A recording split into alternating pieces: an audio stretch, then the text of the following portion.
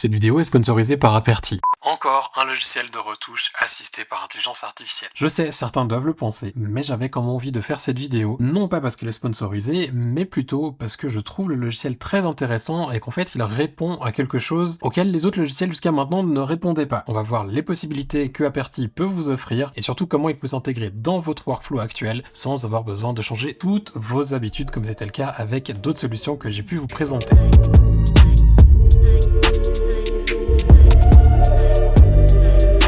Yo les gens, j'espère que vous allez bien, je suis content de vous retrouver pour cette vidéo. J'ai été un petit peu absent ces dernières semaines parce que j'étais occupé à faire différentes choses. Je vous en parlerai bientôt dans une prochaine vidéo, mais pas encore aujourd'hui. Aujourd'hui on va parler d'Aperty. Aperty c'est un logiciel de retouche, principalement de retouche, mais aussi de développement des fichiers bruts, qui a été développé par Skylum, que vous connaissez peut-être, parce que je vous avais parlé il y a quelques mois en arrière de Luminar Neo, qui était la solution de Skylum pour le traitement et la retouche de ces photos en général. Qu'est-ce qu'Aperty a de différent? C'est qu'en fait, c'est un logiciel vraiment pensé pour les photographes de portrait. Le logiciel a d'ailleurs été développé en collaboration avec Julia Trotti. Peut-être que vous la connaissez si vous regardez des vidéos sur la photo de portrait en anglais sur YouTube. Je vous mettrai, si ça vous intéresse, son lien juste en dessous dans la description.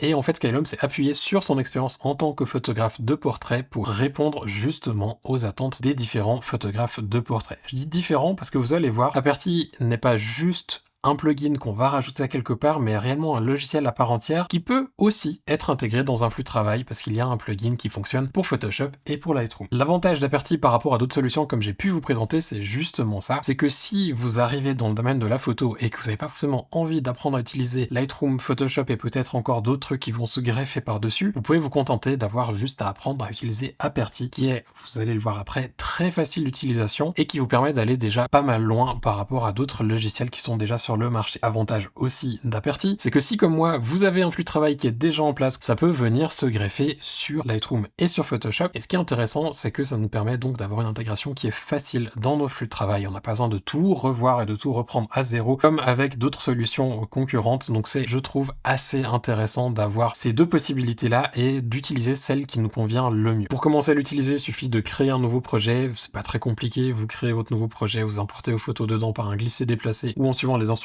à l'écran. Ici j'en ai déjà un avec quelques photos d'exemples sur lesquelles on va pouvoir s'amuser. Comme vous le voyez, l'interface, si vous avez déjà utilisé Lightroom ou Capture One ou un autre logiciel de développement de fichiers bruts, n'est pas très déroutant. On a à droite donc les différents curseurs, vous pouvez les ajuster comme vous voulez et on est vraiment sur un travail ici, je suis sur un F, donc sur le travail d'un brut où on peut vraiment ajuster tout ce qu'on veut, balance des blancs, exposition, le contraste, bref. Vous connaissez tous ces réglages assez standards, on va dire, d'un développeur de fichiers bruts. L'intérêt de Aperty, c'est que c'est pas juste un nouveau logiciel sorti de nulle part, mais s'appuie aussi sur l'expérience de Skylum avec Luminar Neo, et ça c'est plutôt cool parce qu'on a un moteur de rendu qui est, je trouve, franchement pas dégueu. On a d'ailleurs ici dans profil de caméra la possibilité de changer les profils comme on peut le faire avec les profils ICC dans Capture One, comme on peut aussi le faire avec les profils dans Lightroom. Chose intéressante à noter, c'est que si vous utilisez le format DCP comme on peut le retrouver dans certains produits Adobe, vous pouvez importer ici vos propres profils. Vous avez autrement les profils qui vous sont proposé avec l'appareil et aussi le Adobe standard si vous avez vraiment tellement l'habitude du profil de Lightroom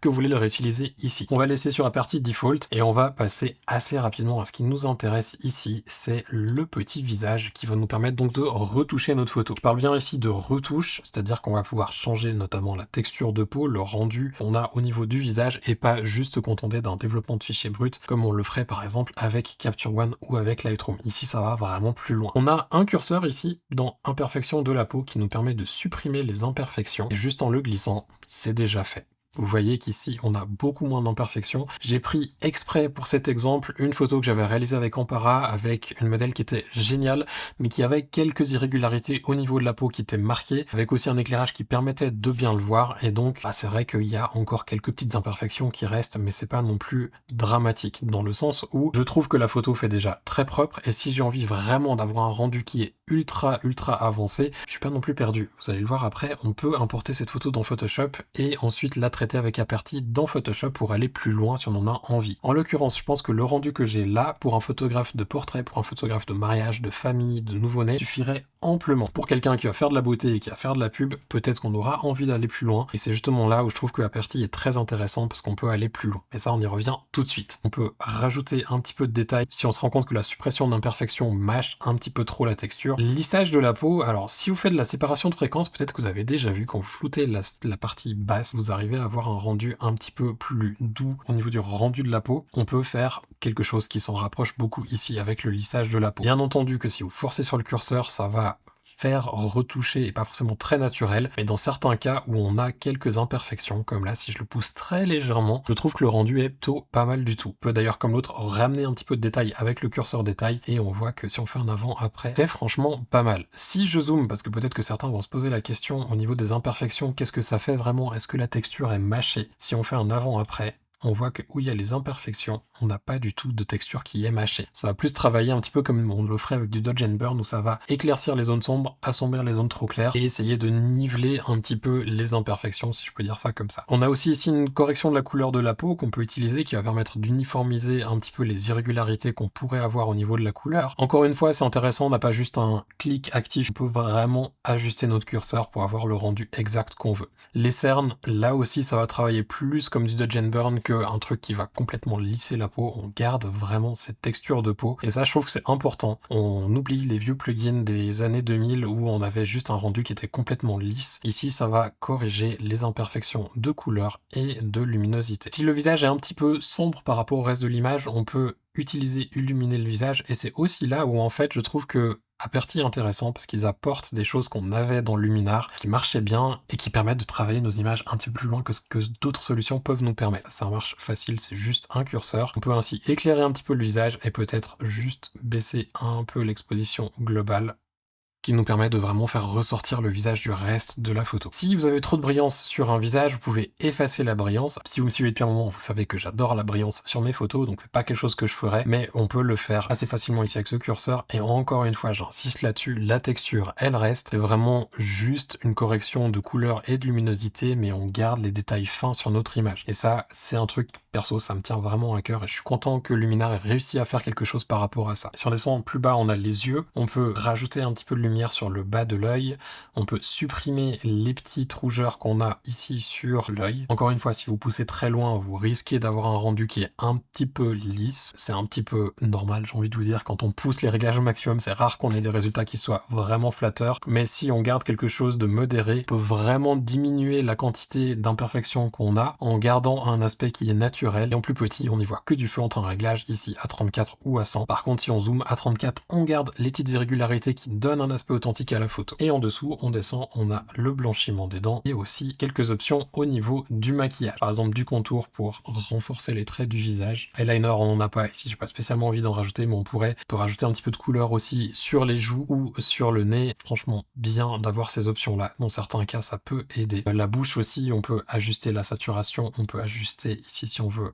obscurcir un petit peu, donc les rendre plus sombre, pas grand chose à dire, juste ça marche vraiment très bien et c'est très facile à utiliser. Les traductions sont bien faites aussi. Chose intéressante aussi à noter, ici vous voyez qu'on a un petit rond avec une tête. Si vous avez une photo avec plusieurs visages, vous pouvez cliquer sur le visage que vous souhaitez corriger et vous avez aussi ici une option de choisir les réglages pour les femmes, les hommes, un ado, d'un enfant ou d'une personne âgée. Intéressant si on fait des presets, parce que du coup on pourra faire en sorte que certains presets s'appliquent sur des femmes mais pas les hommes et vice versa. Et ça je trouve que c'est aussi encore une fois bien pensé et très pratique. Si on descend, on a ce qu'on appelle fluidité dans Photoshop finalement, qui est ici de nouveau simplifié et automatisé pour nous grâce à des algos et un petit peu d'IA derrière. On peut affiner par exemple le visage. Ici j'étais très proche un petit peu depuis dessous, donc avec la perspective on a un visage qui est plus large que ce qui devrait normalement être. On peut donc l'affiner un petit peu. On peut par exemple aussi ici s'amuser avec le bout du nez, essayer de le réduire un petit peu et l'arrêter aussi, parce que pareil en étant très proche, le nez était très près alors qu'elle avait pas un nez aussi grand, donc on peut réduire sa taille. Si on fait un avant, après,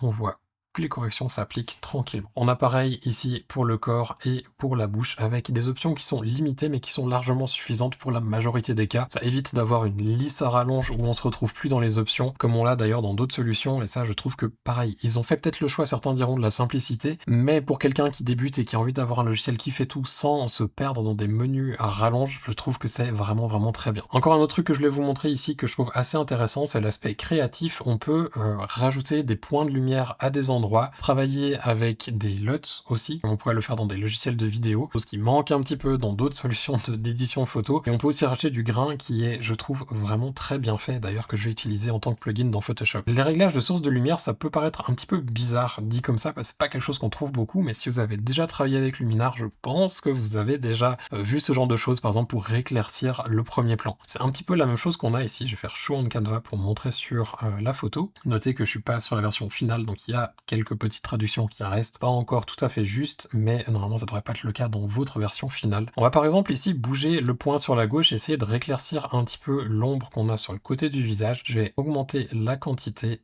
hop, et puis diminuer un petit peu la profondeur. Ça me permet de rééclaircir très légèrement le côté du visage. Si c'est trop fort, on peut baisser la quantité et je trouve cette option assez intéressante parce que c'est pas quelque chose qu'on a dans d'autres logiciels. On peut vraiment bouger le point et choisir exactement la zone sur laquelle on va travailler et comment ça marche, comment ça va éclairer sur le visage. Vous pouvez même aller plus loin avec la personnalisation de la lumière. Peut-être que vous le voyez légèrement. On peut rajouter des effets d'ombre. Il faudra jouer avec l'exposition de la photo pour vraiment que ça marche bien. Mais c'est une option que vous avez comme si vous aviez un gobo sur votre source de lumière. Et ça, je trouve que pareil, c'est assez cool. Si on descend un petit peu plus bas, on a donc les LUTs pour rajouter un traitement. Donc vous pouvez en importer à partir de celles que vous avez déjà sur votre ordinateur. Vous pouvez utiliser celles qui sont ici proposées et qui ont un rendu, je trouve, assez chouette et différent aussi entre elles. On n'a pas des choses qui sont trop proches. Chose à noter qui est assez intéressante, c'est que non seulement on peut appliquer un rendu grâce aux LUTs, on peut choisir l'intensité globale double-clic pour remettre au réglage par défaut, mais on peut aussi ajuster le contraste, donc la partie luminosité de la LUT, et aussi la saturation. Si ça rajoute trop de couleurs, on peut baisser un peu, et si ça manque un peu de contraste, on peut en rajouter. Ça, je trouve très chouette, parce que des fois sur des LUT, on a l'impression que ajuster la quantité, c'est bien, mais que après ça devient trop saturé ou trop contrasté. On peut donc ajuster soit l'un, soit l'autre, dans un sens ou dans l'autre, et ça, je trouve que c'est vraiment très bien pensé. Et enfin, dernière chose, on a le grain, donc on peut rajouter la quantité que l'on veut et aussi ajuster la taille de notre grain pour vraiment avoir le rendu qu'on souhaite.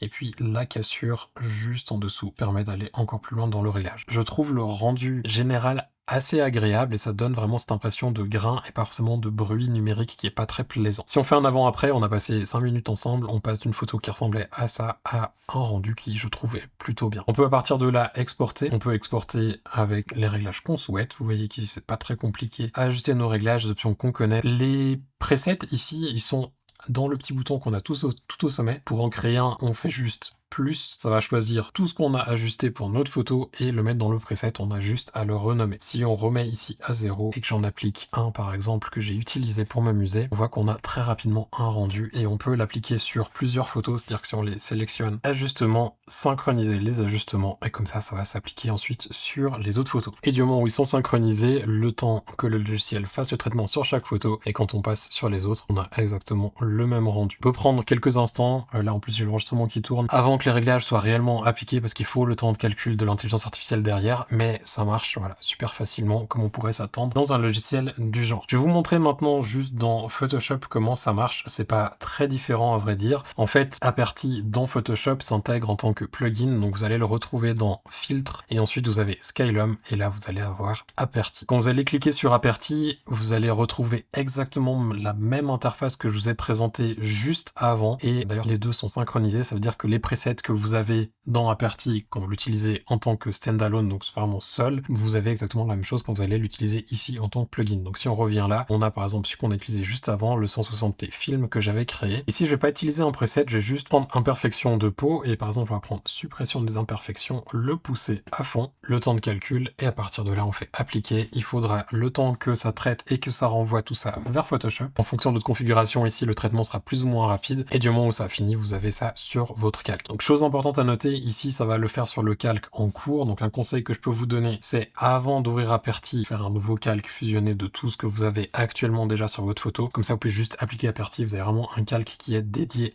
à ce que vous avez fait dans Aperty. On va faire ici une petite manœuvre pour l'avoir sur un nouveau calque, hop. Et comme ça, à partir de là, je peux continuer ma retouche dans Photoshop. Par exemple, ici, juste ce que ça m'a fait, ça me permet de gagner, je pense, en gros, une bonne demi-heure à 3/4 d'heure de travail dans Photoshop. Et je peux maintenant passer sur du dodge and burn, la séparation de fréquences ou d'autres techniques que vous avez envie d'utiliser sur la photo. Et c'est ça que je trouve génial, parce que comme je le disais en début de vidéo, c'est que Aperty non seulement peut satisfaire et répondre aux attentes et aux besoins d'un nouvel utilisateur, d'un photographe qui est débutant et qui a envie de tout faire dans une une solution, mais ça peut aussi être intéressant pour des photographes qui vont un peu plus loin et qui ont envie de l'intégrer dans leur flux de travail, comme je l'ai fait là dans Photoshop. Autre chose qui est intéressante, c'est que les débutants du coup peuvent aussi évoluer, ils sont pas non plus contraints à rester dans Aperty toute leur vie, ça veut dire qu'ils peuvent ensuite passer sur du Photoshop et intégrer Aperty qu'ils ont déjà utilisé et qu'ils aimaient bien aussi dans leur nouveau flux de travail dans Photoshop. Avant de vous laisser encore 2-3 petits détails par rapport à Aperty et à sa tarification, Aperty est assez intéressant aussi au niveau de la tarification. On est ici sur un système d'abonnement, alors ceux qui aiment les licences perpétuelles, désolé pour vous, mais on n'est pas sur un coût à l'export. On va payer ici 29,90 € par mois si on fait un abonnement mensuel. Si on fait un abonnement annuel, on gagne pratiquement 2 mois sur le montant total, c'est-à-dire que le logiciel va coûter 299 € par année. C'est, je trouve, assez honnête et raisonnable pour un logiciel qui marche vraiment bien et où du coup on peut l'utiliser pour la quantité de photos que l'on souhaite, et ça encore une fois je trouve que c'est plutôt bienvenu. Bref, je vous laisse avec tout ça, j'espère que ça vous a intéressé. Si vous souhaitez qu'un jour je fasse un comparatif des différentes solutions que j'ai pu tester jusqu'à maintenant, n'hésitez pas à me le dire. Perso, je suis assez curieux d'ailleurs, que je vous en ferai quand même une vidéo, on verra. En tout cas, je vous souhaite de passer une toute belle journée, je vous dis à tout bientôt dans une autre vidéo. Je reviens très vite avec plus de régularité, je vous souhaite de passer une belle journée. Ciao.